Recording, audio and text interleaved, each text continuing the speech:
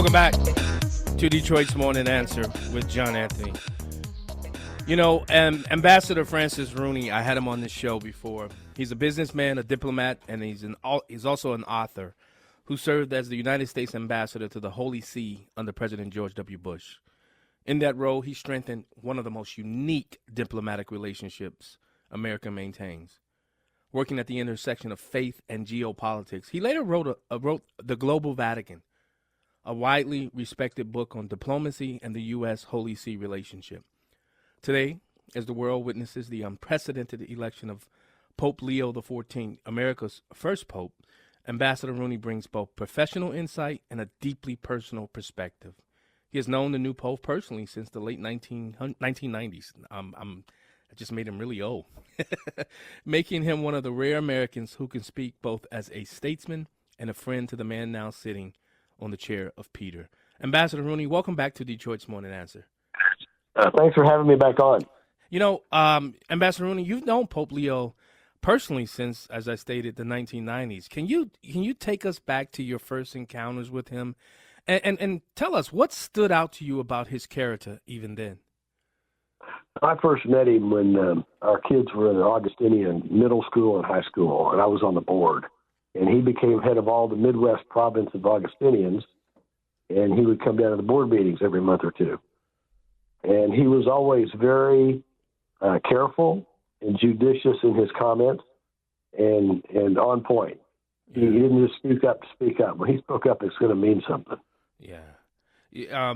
Did you ever imagine in those early years or days that you met him that the man you knew would one day be elevated to the papacy? You ever thought? No. In fact, I didn't think he'd win even when he was considered in the short list. I thought the Italians could control that deal. Yeah. Wow. Now, having served as a U.S. ambassador to the Holy See, how significant is it that the new pope comes from the United States? You said you thought the Italians would hold it.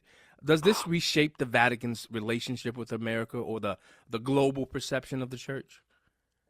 I think it does all that. I think it will certainly strengthen the Vatican's relationship with the United States, both clergy and lay people and even non-Catholics, to have an American pope.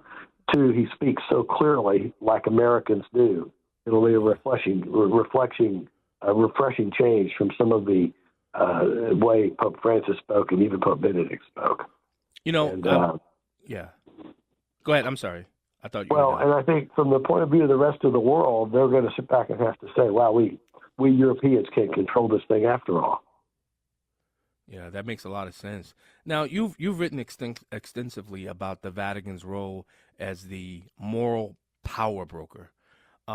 What are the opportunities and challenges you see for the church under Pope Leo XIV? Well, there's one great opportunity in both the United States with younger people, because Pope Leo is young at heart and pretty young anyway for a pope, and then with the church in Latin America, where I think his voice will resonate well. He spent two 8 or 10 year periods ministering to the poor in the northern Peru. He can communicate with them, but I think he can show them hope and opportunity, and that opportunity is good. And sometimes those Latins get mixed up with their liberation theology, and it's not a very comforting or optimistic format. Yeah. I know he's speaking a lot about the Israeli-Gaza war and everything that's happening over there. Do you foresee Pope Leo XIV playing a more, how should I say this, a more active role, say, in the Middle East, Ukraine, because of his American background? I definitely think he would under most any other president. Yeah. I'm not sure how Trump will do that because he holds so much power directly right into himself and a few people that the traditional diplomatic inclusion of other interests, other countries, other representatives in the diplomatic corps around the world is not happening now. Yeah. Now, here we are so divided culturally and politically. Do you believe that Pope Leo can help bridge divides, not only in the U.S., but within the global church itself? I definitely do. I think he can communicate with the very conservative Africans. I think he can give confidence to the growing church in Asia and China. And he will probably, like I said, supervise over a renewal in the United States and Latin America. Yeah. Now, Ambassador Rooney, President Trump he recently addressed the UN, and his criticism was real sharp. He said the UN is not even coming close to living up to its potential. From your perspective, is that as someone who's walked the halls of the UN, is that a fair critique? Well, I'm not such a big fan of the head of the UN right now. I think he's pretty anti-U.S. and kind of socialist. We've had better ones in the past. I don't know how these things keep getting away from us, but they do. And the UN has definitely taken a turn, more anti-American, more anti-capitalism, more sympathetic to people that we feel are not so great for America, like Hamas, Hezbollah, Russia, China. Mm. I know a lot of people, they always want to see what the Pope says, especially if you're a Catholic. What does the Pope say? I remember the former Pope, he didn't make mention, anything that happened with George Floyd, anything. People try to bring the Pope into a lot of these type of issues. But how important is it for the Holy See to remain independent from a lot of the issues and cultural issues in U.S. foreign policy when navigating global forums like the UN? Well, I think they have to be restrained. You can't just talk about everything all the time and have any impact. You've got to hold your powder and express yourself when it can count for something. Pope Benedict was a real good example of that.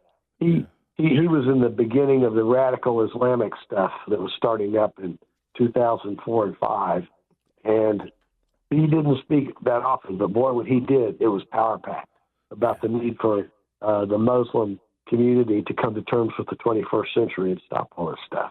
Yeah. Pope Francis, on the other hand, talked all the time about all kinds of things, and I think a lot of the messages got lost. Yeah, and there was a lot of dialogue there. Ambassador, this is a sensitive but I think necessary question. When you think about the assassination of Charlie Kirk, I mean, it shocked our nation. It shocked the world. From your vantage as a diplomat and moral observer, what does this incident say about the state of discourse and violence in America? It's a reflection of just how brutally spun up a lot of our populace is. And I've done some reading about this that is kind of nihilistic, and people that are detached from any kind of moral values, and they're just lurking around out there. They get on social media and something spins them up. And it's certainly easy enough to get guns in this country. They go do something bad, whether it's that Catholic school in Minnesota or just the thing the other day, ICE office. It happens every day now. Yeah, I'm actually interviewing somebody to discuss what happened in the Dallas, Texas ICE office yesterday. I mean, when you see it, it's really starting to really break my heart that you can't even have an opinion today, Ambassador Rooney. Your opinions now will get you shot and killed. How do we get to this point, Ambassador? Well, I think there's a lot of factors at play here. I mean, obviously, social media, the internet, all these new means of communication and exposure of things have created a lot more opportunity for mayhem, opportunity for people to be drawn away from their family values, the values they were raised with, and live on video games and streaming of websites and become detached from reality. Yeah. If you had to grade this current Pope, where do you think he's graded at now? Do you think he's doing a heck of a job? There's more to do, or where would you put him? And as it relates to the popes of many years, I think he's off to a great start. Yeah. He hasn't been Pope that long. He did that young people's mass on a jumbotron in White Sox Park. That was a great thematic gesture to do. He has spoken up about the plight of migrants, which every pope is going to do that and needs to do that. And I think he's made a few comments about the Ukraine too. Yeah. The Pope, he made a post on Twitter or X on the 15th of September. And I know what he was, I think I know what he was addressing. Violence we have suffered cannot be erased, but when we grant forgiveness to those who offend us, we experience a foretaste of the kingdom of God on earth. It is the fruit of God's work that puts an end to evil. I thought that was a profound. And then when you saw Erica Kirk say that she forgave the person that killed her husband, how powerful of a moment was that, Ambassador Rooney? Yeah, I think that was a powerful moment. I think it was both of those two strands are closely aligned, and the concept of forgiveness is a very important Catholic tenet. And so those are both very important strands of the idea of forgiveness. Yeah. Now, Ambassador Rooney, you've walked the halls of diplomacy and also the private paths of friendship with the man who is now Pope Leo XIV. Given all you know, what is your personal hope or prayer for his papacy at this historic moment that we face?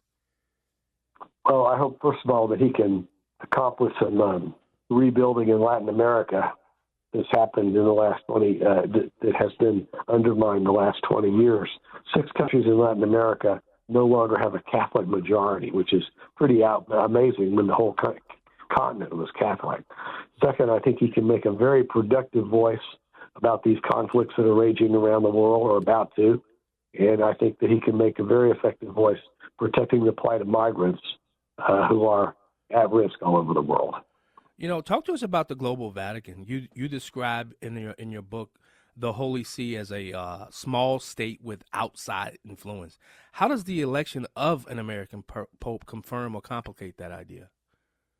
Well, I think it gives the Holy See a bigger platform. Obviously, the United States is very important in the world, and to the extent that the Holy See can speak as an American voice now, it should help give it some more influence. But it is soft power. The Holy See doesn't have an army. They have the power of ideas and principles and righteousness. You know, I've always heard this rumor. And please help me understand this, because I mean I heard this when I was in I went to a Christian college, and I always heard this rumor that every Catholic church is that technically what do you call it, the Vatican, is that Vatican land? Is that how that works? My recollection is that, at least all I know is the United States, church property is held in title by the bishop. Okay. It's in charge of that area. The deeds are to the bishop. Wow, that's interesting. Now, one final question, and I think this is, if you had to update a chapter in your book, The Global Vatican, especially in light of Pope Leo's election, what would you emphasize most?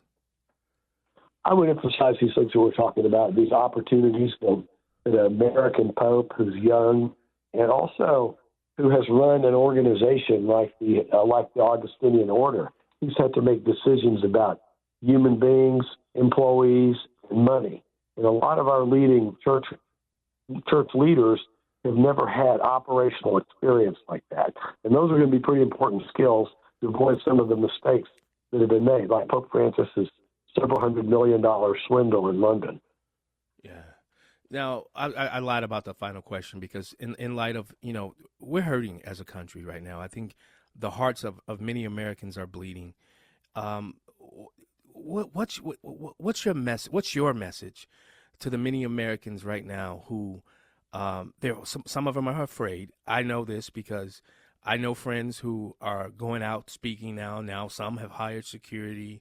Like I didn't get on there and tell people where I was going to be speaking last night because it wasn't that I was afraid, but I know how sometimes controversial I can be. And it's not, I'm not controversial because I'm controversial. I'm controversial because I speak truth. And a lot of people in our day don't like to hear truth.